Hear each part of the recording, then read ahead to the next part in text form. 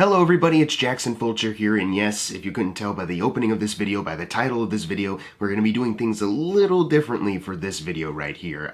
If you couldn't tell, it's going to be a 2-for-1, 2 reviews, 1 video. Woohoo! What made me ultimately decide to do this was that, I've seen a lot of movies over this past year, haven't been able to review all of them. I think I've been doing a pretty solid job of reviewing a good majority of them though. Like, I feel like this is the most uploads I've done, at least in the past couple years or so. So that's, nice to see as far as like my movie review stuff. But there are certain moments in my life, I'm not sure if any of you can relate and if you understand, but like there will be times where I'm like, okay, when I'm working around like my work schedule, these are my days off, I'm going to wake up and I'm going to review this, and then on this day I'm going to do this, I try to plan it out like that, and sometimes I have great success with that, but then sometimes I wake up and I'm just like, I don't really feel like it, I want to sleep in a little more, I just get in these weird ruts, and it kind of puts off any kind of progress that I think that I maybe have had, for at least the past couple weeks of doing it, and that kind of, you can see it on my channel, you can see those like long kind of breaks where occasionally there would be a movie review in the middle of here somewhere.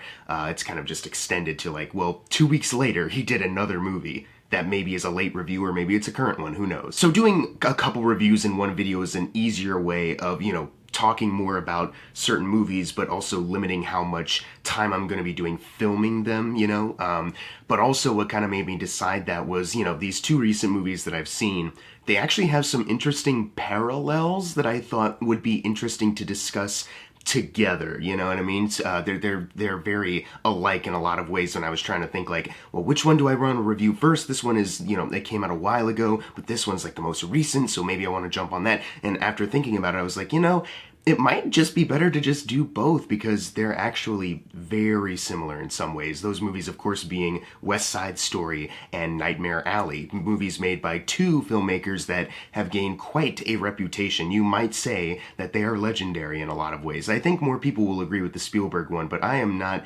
Obviously, I don't think it's hyperbole to throw in Guillermo del Toro's hat in the legendary ring. I mean, the guy, he hasn't made as many movies as Spielberg, but he's had quite a filmography that I have really, really enjoyed, and I think he has a really great voice in the film industry. So we're going to be talking about those 2 movies, but first let me tell you a little bit about the plots and also kind of the buildup of my anticipation for them, kind of like a normal review, but this time I'm doing 2 of them. Woohoo! So West Side Story is obviously based off of the Broadway musical with music by Leonard Bernstein and lyrics by Stephen Sondheim. And this movie is about these 2 rival gangs, the Jets and the Sharks. One of them is just entirely white American New York boys just, trying to find a place, always causing trouble. They've kind of been left by the wayside. And then you have the Sharks, who are all Puerto Ricans. They're just trying to make a life in America a home, but they keep antagonizing each other, probably because of some racial tensions from the white New Yorkers, and they're just trying to defend themselves. There's a big conflict going on here, and then you have this romance that buds between Tony and Maria, Tony from the Jets, Maria from the Sharks side of it, and obviously that only makes things worse. It's a retelling of Romeo and Juliet, but in this kind of setting. My thing with remakes, every single time I hear about one announced, the cynical part of my brain can't help but say, why not do something new? Why not do something original? Why are we always drudging up the past and just doing it again? Especially if this is a movie that originally, when it came out, won Best Picture. So we're just doing that again? Like, why are we remaking it? But then, obviously, as time went on and I looked more into it, I had never seen the Broadway play before. Obviously, I knew of it, but I'd never seen it before. I'd never seen the movie. But while looking at it, I was like, you know what? Just the story itself, it is one that you can still tell today, and it still has, like, a lot of relevance, surprisingly enough, so no wonder you might want to try to bring that back. And then also you consider the fact that the original movie, though obviously I enjoyed it, I watched it recently, I enjoyed it a lot, but I do think it does have some of its dated qualities, mostly involving casting is where I think it's the most dated. I don't mean like, oh man, they act like goofy weirdos from the 60s, like that kind of 60s style of acting. I don't really necessarily mean that. I mean like a lot of them were dubbed for the singing parts, so a lot of them were that traditional thing where you're cast in the movie to act, but when it comes to singing, you're not the strongest, but we still want you, but the singing, let's get somebody else. And I've never been a real big fan of that. So that's obviously a letdown as far as that movie's part, is that you're watching these actors who don't actually sing, and then you also take into fact that there's a lot of them that are wearing brown face, you know, and Rita Moreno, who's playing Anita, who's already, you know, a Latino, they even darken her skin just to match their vision of the character, and that rubs me the wrong way. And it honestly does make that movie a little harder to watch, at least for me, because, you know, so many times I was watching it and I was watching these people dance, and you've got wonderful choreography, wonderful staging, but I'm just looking at these people that look like they're wearing brown face, that their skin has been darkened, and that gives me an icky feeling. So Spielberg remaking that, doing another adaptation of the musical, but giving us then a new adaptation to actually look at that actually has like a Latino cast, a Puerto Rican cast, you know, people cast appropriately who can also sing and dance, that obviously is of great interest, you know, that is obviously going to be much better already. So at that point, that's when my anticipation really grew, when I really went down the rabbit hole of like, okay, this is why it could be appropriate for a remake. Here's some new marketing material that shows off what we got. You know, I really started to anticipate this remake made by this legend. On the opposite end of this, Nightmare Alley is a remake of the 1940s original film, also another adaptation of the novel of the same name. It follows a man named Stanton Carlyle who works at a carnival. He's kind of a mentalist, training himself to be a mentalist after some mentors, Xena and Pete. And the movie is kind of about his rise to power, to fame, using the mentalism tricks on people, and where that ultimately leads him. It's a really deep character study that when I first heard it announced, I didn't really look much into what Nightmare Alley was, but when it was announced, Guillermo del Toro doing a Nightmare Alley remake, I was like, awesome, Guillermo del Toro doing another horror movie, that's amazing. And it's not really a horror movie, it's mostly like noir thriller, which obviously I went on to learn. But when it was first announced, I didn't have this kind of cynical reaction to it because, you know, Guillermo del Toro, it seemed like a movie that could be up my alley. But then once I started to learn more about what the movie was, that it's based off of this novel that's actually more noir, and also the original film, though fantastic, I watched it and it's really great. It's filmed in black and white. Adding Guillermo del Toro in the mix though, and his knack for incredibly impeccable production design and attention to detail, you know, that could make something really beautiful. So both of these movies, you know, when they were first announced, you can look at them in a cynical way of like, why are they remaking the classics, yada yada. But when you actually like take a moment to like consider like, well, these two filmmakers are very specific in the way they make their movies. Obviously, they're going to add a lot to it, and I think that's exactly what's happened with both of them here. If we can talk about Spielberg again real quick, he is perfect for a musical. It's something I never really considered, you know, watching his movies. It just, every time I watch him, I was like, yeah, he's got a real great knack for like those tracking shots, really creating tension and suspense and really getting you emotionally involved with the characters. For some reason, I never clicked in my brain that I also want to see this man make a musical because he's perfect for it. But he really shows us like, yeah, I have not missed a step in my entire life pretty much. You know, the camera, the way it moves, the way it captures all of the dancing so expertly well. It's wonderful. And it also helps that everyone is kind of, you know, specific as far as like their costume design. The Jets are all wearing kind of like this dull, kind of more dry blue, and then you have the sharks that are very colorful and vibrant. So if you're watching like a chase scene happen, you can actually pinpoint like, okay, that's a jet and that's a shark. Got it. Like at that point, you might not know who the characters are, but if you can visually identify like, okay, that's that, you know, that can really help. And that helps your engagement with the piece. And I think Steven Spielberg did a really great job of crafting this movie and giving it this fantastic look. The costume design is excellent. The set design is also really wonderful. They do a better job with the gymnasium stuff than the original movie does, where it doesn't look like a gym, like they have like a basketball hoop. But then like the rest of the room looks like it looks like a fancy dance place just with a with a basketball hoop in one end of the room. You know, there's even like a long ass hallway with like a really tall window where I was like, that is not in any gymnasium. What are you doing? This movie does a better job of doing that, but also still making it look cool and vibrant. Like I feel like the choice of the gymnasium in the original movie was like, well, we can't just do it in a regular old gym. You know, that's a little boring. But Steven Spielberg, obviously with his team, was like, hey, let's actually do that. Like, let's actually put it in a gymnasium that looks real, you know, that you can be like, hey, that looks like a gymnasium I've been in high school or something like that, but still have it look great. You know, a lot of it is obviously how they maneuver the camera, how they dress it, and it's just fucking amazing. And then you have Guillermo del Toro, who, like, enough has been said about the way he shoots his movies, about the way he dresses them. It's just so gorgeous. This is such a gorgeous movie. When I was watching the movie in theaters, I was like, I was kind of relieved when it started, like, oh, thank God it's not letterbox, because I feel like a lot of like Del Toro movies utilize like the full screen. And, obviously that's what happens here too, and it looks fantastic. It just, every single shot feels so purposeful and just feels so... there's just so much attention to it of like, okay, it has to look gorgeous. Every single shot has to look gorgeous and thought out. So let's shoot it like this. And it's just, it's so wonderful. And the set design obviously helps too. Like there's a scene where Bradley Cooper is like going through like one of the attractions, kind of like one of those maze places where like you have the spinning little wheel that you got to walk through, and like a mouth that opens up to another part of the place. It looks fantastic. It all sounds great too. Like they do a really great job of making these places that look so gorgeous, but it's in kind of like this dumpy carnival place where like, yeah, there's like sand everywhere. It looks almost kind of like wet, like you're stepping in it and it's mud. It looks simultaneously dirty, but like a place you definitely want to like walk around in because it's visually appealing. You know what I mean?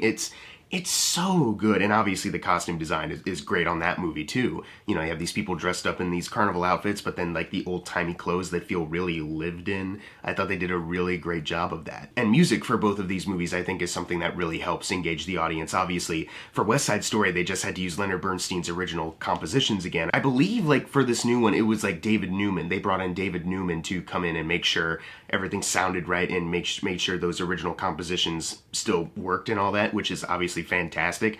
But West Side Story has it easy because it's a musical, and a musical that's already been successful, so you don't really have to change much as far as the music to keep people engaged. But it's still amazing. If we can talk about the singing really quick, it's so wonderful that Rachel Zegler is a star now. We'll talk more about acting later, but there's a moment with her and Ariana Debose, who's also fantastic as far as like singing goes. She's been in like Schmigadoon, The Prom, excellent in both. But there's a moment where both of them, those two, it's like one of their most like emotional pieces in the whole thing, and they kind of harmonize at the end of their song, and it legit made me cry like in the theater. Like it already, like I'm watching it and I'm like, yeah, this is a really tragic story. We're at the tragic point in the movie, but when they harmonize together at the end, I was like, fuck my heart, like it's wow, it's wonderful. They did a fantastic job of finding the very right people to perform this, because like I said, one of the problems with the original West Side Story is that they cast people who couldn't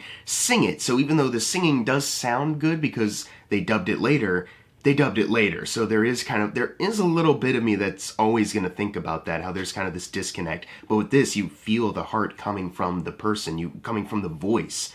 And I think that is way better. They even make some like little arrangements to like the plot as far as like their musical numbers, where they place them, that I thought actually worked. That on paper I might think like, why would you move it here? Why would you do this? But in this, yeah, they move cool to before the rumble.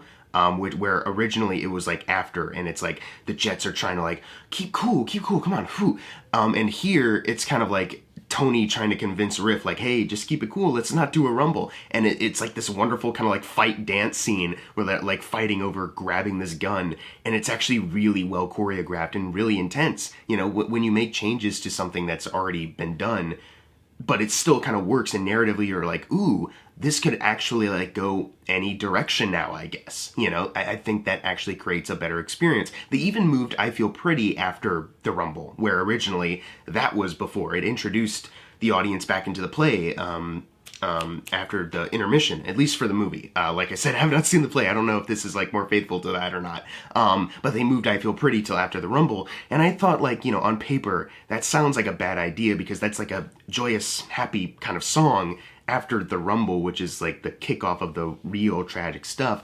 But I thought it actually did a good job of like really emphasizing like, ooh, this character is about to get a whopper of like a reveal in a couple minutes, like, and it sucks that you're seeing them like so happy right now because it only goes one way, so I thought they did a really great job. It was Spielberg and Tony Kushner, working together to do the story again. And I thought they did a really great job, at least as far as placing the musical elements around. And then going back to Nightmare Alley real quick, as far as their music, you had Nathan Johnson, who worked on Knives Out and a lot of Rian Johnson movies, except for Last Jedi, obviously.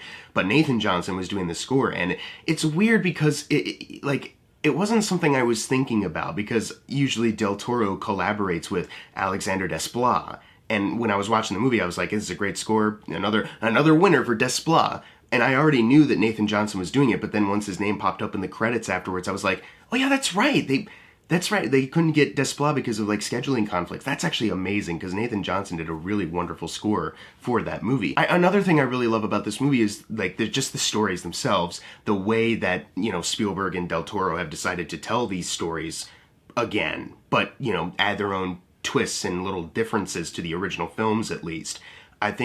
Honestly, I think in a lot of ways actually strengthens a lot of the material. Like Nightmare Alley, the original movie kind of opens with Stanton Carlisle already working for Xena, and you kind of get like quick introductions to like everything going on. And I think it works really well as far as like, all right, we're getting you into the world. It's not just throwing you into it, but you're getting like very quickly the setup stuff for these characters. But for this one, the movie opens with a shot that is way different, and automatically I was like, whoa, okay, this is what we're doing, oh shit, you know? And then just the movie shows you a little bit more of Stanton kind of finding the place and actually getting involved with a lot of the stuff. And I think they did a really fantastic job with that this time around. The way they tell the story this time, it doesn't feel like, you know, the modern day studio of like, well, we gotta make it pretty short, you know, or just short enough, like we can't have it be too long. Like, no, this movie does take its time and goes through the appropriate paces, you know, that you need for this story. There's even one point where Mary Steenbergen is in the movie. She's in the credits in the trailer, but I never saw an image of her, and I was like, well, what is she doing in the movie? And then there's the scene where I was like, okay, it's kind of like a cameo, got it, because we got to show Stanton, you know, kind of working his way up through like more elite kind of clients. And then they cut back to her. Like, I thought that was it for her, but then they cut back to her, and it's actually important for the rest of the narrative, for, you know, having the theme of the movie kind of impact you more. And I was honestly kind of taken aback. And I really love these additions that they did. I also love the way that Del Toro even showed restraint. Obviously, it must be interesting for some people because there's like blood in the trailer, like, and you know, the infamous geek stuff in the beginning of the movie. Obviously, like, you're probably thinking like, what do you mean restraint? They showed more blood than the original this time around. But what I mean is mostly the ending. The ending is actually fantastic, and I prefer it over the ending that I already really liked with the original movie. Like, there's this line in the original that I was like, ooh, that's really great, and obviously the movie keeps going with its actual ending. But in this one, honestly, I was expecting them to go and do the original ending, but now, because it's Del Toro doing it, you can show a lot more and make it even, like, weirder and grosser, not to give anything away, but instead it just cuts off at the point where you as an audience member are like, fuck, you know? And I really love that choice, because it could be so easy to just go like, well, let's show it. Let's show the rest of it, because we already did see it in the original movie, but let's show it more in depth this time like we did before.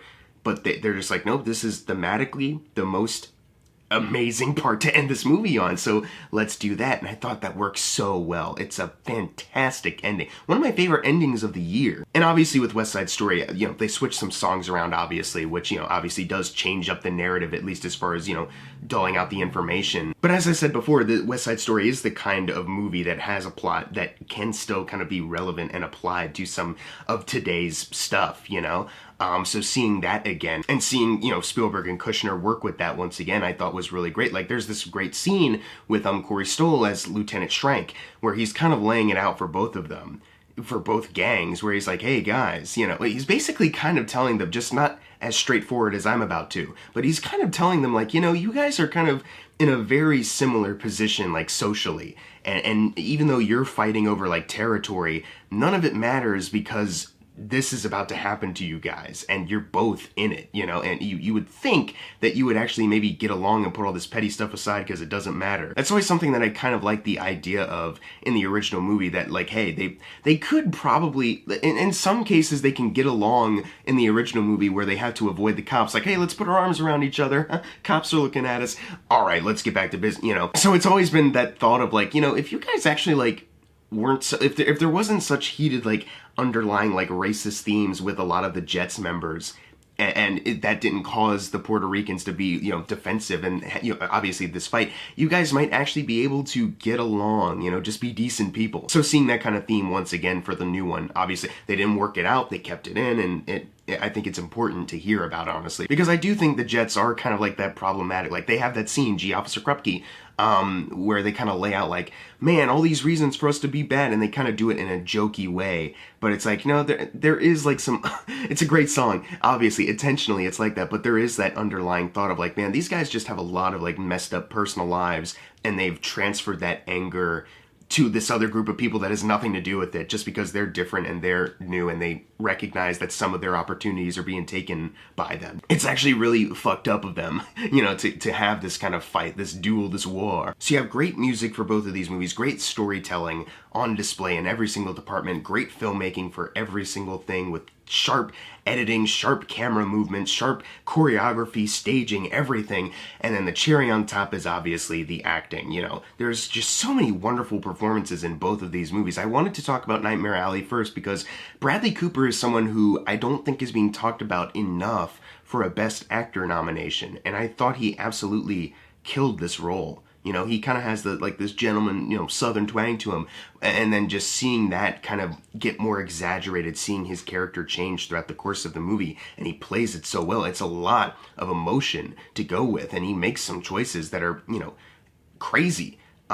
But for the character it works, and he pulls it off so well. Honestly, it's one of my favorite male performances of the entire year, and I wish it was being talked about more, because wow, what a character. But then you also have Cate Blanchett, who when she enters the movie is just like this spark of just something else, that everyone else is doing great, but none of them can do it kind of like her, if that makes sense. So, and of course she enters as the doctor character, the therapist, who kind of starts to work with Stanton as far as like she has more elite clients who, you know, are kind of seeking him out because he's, you know, doing his mentalist stuff, and he kind of convinces people that he can do kind of spook shows. So those two kind of have to work together in a sense, but you never really know what kind of allegiance she might have, because she is that kind of performer where she can really trick you.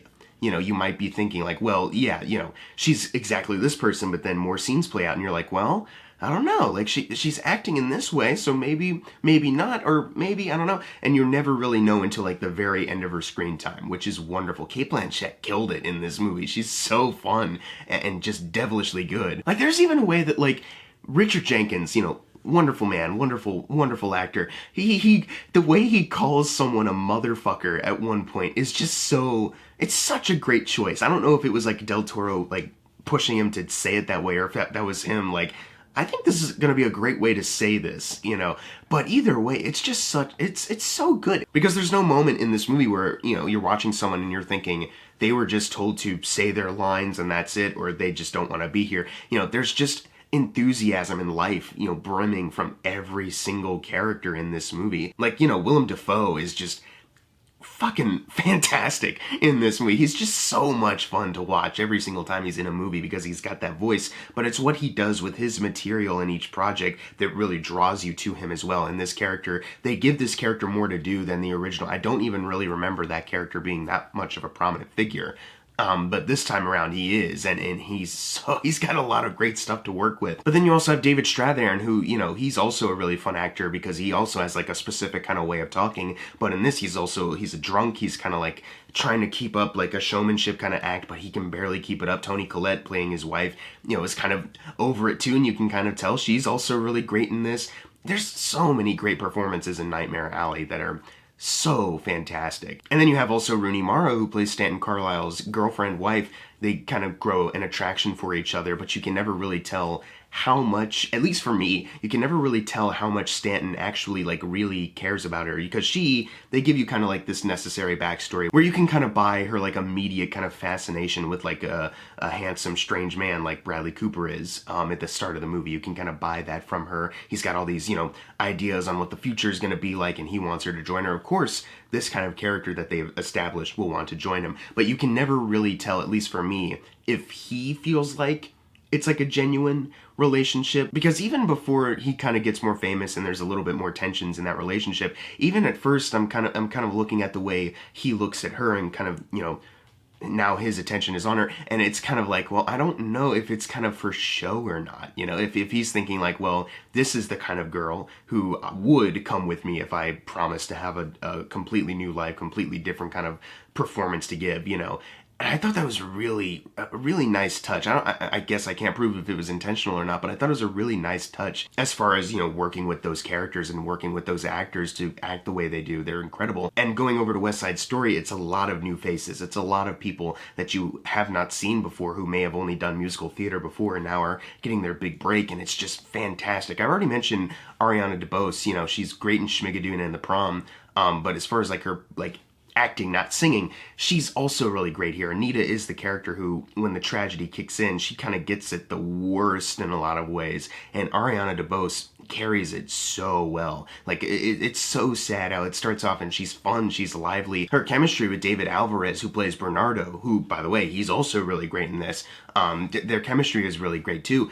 But once it kind of kicks into the tragedy and the lively, fun part of Anita kind of dies in a sense, and these other scenes happen with her too, it's really tragic stuff. There's a scene in the original where I was like, are they going to do that again for the remake? You know, all things considered, maybe they won't, I don't know.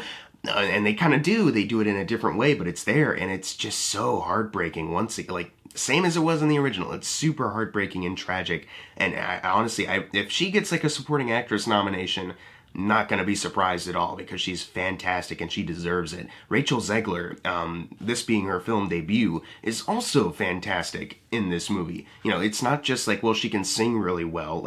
Obviously, everyone has seen the Star is Born clip where she did Shallow in the auditorium, but like her acting is also really good too. There's not a moment where I was watching her where I was like, okay, yeah, she's kind of lost right now. She's very obviously just getting adjusted to being in a movie she's not really used to. Like, she's a natural on screen. She's perfect, and she has great chemistry with everyone she interacts with. You never feel like, you know, you're watching a pro, and then with her, she's like the amateur trying to keep up. Like, she's equally matched with everyone. She has a scene with Corey Stoll, who I love as an actor. I love seeing him pop up, and they're both like, he's not overpowering anybody as far as like his performance. Like, they're equally matched, and it's a really great testament to how Spielberg works with actors too, but also a great testament to finding her and actually finding the necessary talent. It's not just, you know, like the original West Side Story, we need to find a face, and even if it doesn't have the right voice, we'll dub it later. Like, Rachel Zegler is all those things, and she's wonderful in this. And then you have Mike Feist, who is like, he plays Riff, and he's got to work with that accent, that, you know, kind of Boston, New York accent, whichever way to describe it is more appropriate. But he's just a firecracker. Every single time he's in a scene, you know, he's living it up. He's taking over everything. He's got, even though he's such like a thin, kind of wiry kind of looking guy, he takes command of every single scene practically, because he just has this great presence to him. And it, you know, also helps that he's a wonderful dancer. During that dance fight during Cool, it's just, it's really fucking awesome how well he can move his body around. I really did think everyone in this cast was amazing. Even Rita Moreno coming back, not as Anita, obviously, but coming back as like the shopkeeper from the original, but making it her and giving her the Somewhere song. Honestly, I thought they did a really great job of bringing her back in. I think she added something to this piece that's, you know, different than the original. Really cool stuff. I really loved everyone in the cast, except for Ansel Elgort. Now, obviously, there's some allegations, but I don't want to delve too much into that just in case anyone, you know, doesn't want me to, is uncomfortable with it. Obviously, I won't get into specifics of what happened. You can look it up yourself, make your own decisions, I guess, because he's here to stay, no matter what, apparently. But the thing about him is that he's not all bad as far as like his performance goes and his singing. Like, you can tell he's been trained, you know, I believe that's part of like his college, was that he was like in a musical theater or like dance academy place, something like that. So it's not that he's like awful. It's just that every once in a while it feels like maybe they didn't know how to direct him. Sometimes he'll try to do like a New York kind of accent, and sometimes he just sounds like Ansel Elgort, which is really distracting. It's kind of like you have all these people that are living it up, that have like these lived-in characters but are so emotional and fiery and ready to go. And then you have him who's kind of, it's kind of more like dramatic acting that he brings to it, but everyone else is kind of able to balance like the more like musical theater, exaggerated, but also keeping drama and all that, you know? So maybe it was that, just that contrast of like him just being more used to doing films. But then you also have him singing. There's a couple parts where you can kind of, it feels like to me he was kind of like straining to get to a place like vocally, and then you have some other parts where I was thinking like, man, the thing about the original Tony in West Side Story is that he had that goofy smile, that kind of giddy excitement of like, I just kissed a girl named Maria, and he's just like so happy and everything, and Ansel Elgort is playing it a little more cool, and obviously one of the songs he sings in this movie is cool, but in this context I feel like a lot of the relationship is the naivete of young love, you know, and they do add a little bit more backstory compared to the original movie, a little bit more backstory to make Tony a more interesting character, which I liked, and it actually does kind of, it kind of puts you in that mindset of like, okay, maybe he did see Maria,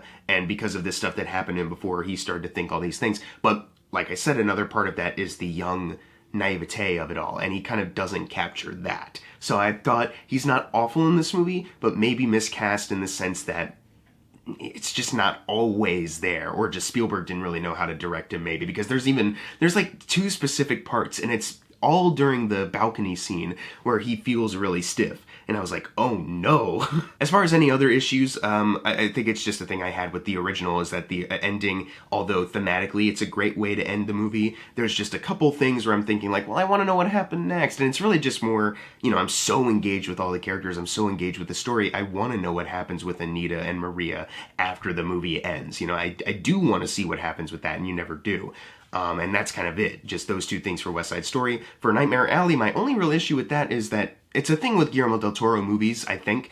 I'm pretty sure I've noticed it before, where sometimes his dubbing isn't great. It's not a thing where like it's super, super obvious, but the characters are just close enough where, because I'm looking at them, because they're the ones speaking, I'm looking at them, and their mouths don't match up with what I'm hearing. And it's something that happens a couple times in this, where I'm like, oh, damn it, you know, there's a couple like technical editing things like that. It's nothing too major, it's really minor, all things considered. It's not something everyone's gonna notice. But for me, you know, I watch a lot of movies, I pay attention to a lot of stuff. I do like to look in the background of a lot of things to look, and when you have characters that are in shot and speaking, but they're not super close, I'm still going to look at them wherever they are, and if it doesn't match up, then I'm gonna be like, ooh, you know? But that's kind of it. I really love both of these movies. I think they're fantastic. It's a bummer they're about to flop, because Spider-Man is about to come and demolish everything, but they're really fantastic movies.